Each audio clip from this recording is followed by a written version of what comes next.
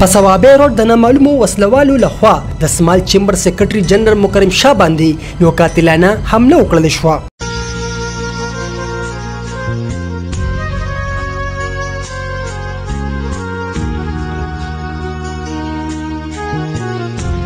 که تفصیلاتو مطابق مکرم شاه سحر 9 بجې دفتر ته راتلو چې په لاره کې ورته نامعلومه وسلوال ناست وو چې مکرم شاه د نامعلومو کسانو د ډزو ښکار جوړ شو. د سخت ژوبل کېدو نه بعد یې مردان میډیکل کمپلیکس ته وروړو. په دې موقع تاجر اتحاد سربراہ احسان باچا او د سمال چیمبر صدر معزالله خان سره د خپلو تاجرانو په هسپتال کې موجود وو. د تاجرانو د وینا مطابق چې مکرم شاه یو با اخلاق انسان دی او داسې انسان باندې ډز کول ډیره د فکر خبره ده، ولې چې مکرم شاه د تاجرانو د خدمت لپاره خپل ځان وقف کړی دی. نو په دې معاشره کې د داسې خلکو احترام کول پکار دی نه چې یو بې قصور سره ظلم.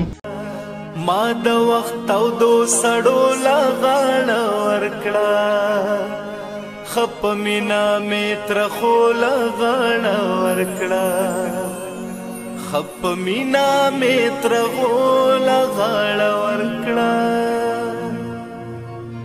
چا چې خاد ترې زره موندلې نه وه، ما هغو سپېرو سیلو لا غاړه ورکړه.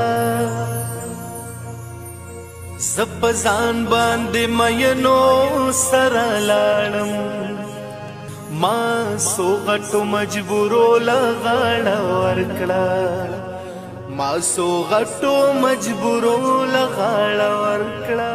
تاسو تسلی په انعام جان نه ما ته وسوي ته په مخامخ په اړه نه کوم او سبب احتجاج تر اوسم د خالي زه ګوره دا پرواګه ساتم خو د پټ په کوم کې خبره نه کوم په مخامخ ځکه کوم چې بیا مرګري ګوره غور نه کوي. ما مقصد او غرض دا دی چې تاسو دې ټایم نه ورکړئ را سړی به څنګه دي حقیقت پکار دی، ټایم ورکول پکار دی، په ټایم د ورځ د وخت د درېو د انعام جان خان شپه ورځ بزان یو که څنګه چې تراله وته کې څونه ټریس کو دا براله ټریس کا. د تاجر اتحاد ټول تاجرانو انتظامیه ته اپیل وکړو چې زر تر زر دی په دې واقعیا اکشن واغستلی شي او د ملوث مجرمانو ته دی سخت نه سخت سزا ورکړل شي.